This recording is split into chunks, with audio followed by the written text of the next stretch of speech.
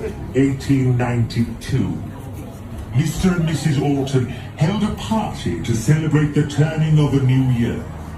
However, on the final chime of midnight, the manor appeared to be struck by a storm of supernatural proportions.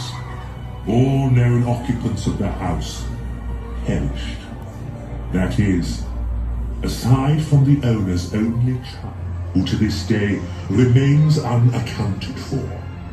The house has stood uninhabited ever since.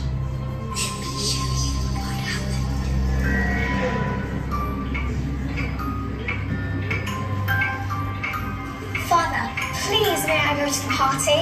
No, you may not. Now get to your room, you wretched little creature.